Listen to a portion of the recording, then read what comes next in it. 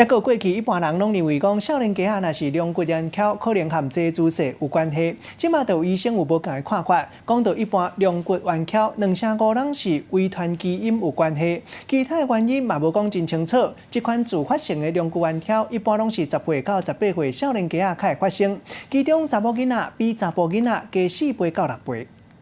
就弯下去的时候，右边会凸出来，就是一高一低。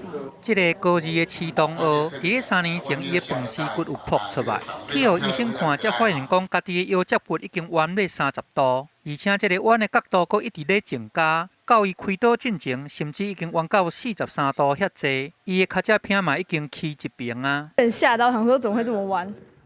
因为也没有特别的原因，我怕外观会看起来不好看。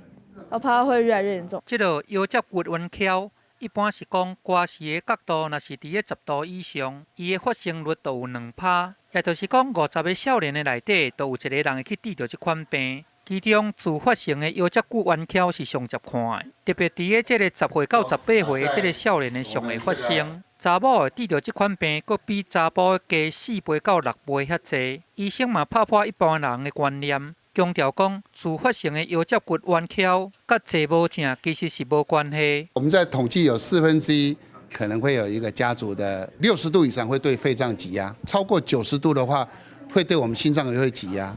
因为这款自发性甲积压起来这个腰脊骨弯翘，伊治病这个起治到即摆还佫无偌清楚。这个病患伊伫初期嘛袂感觉会痛。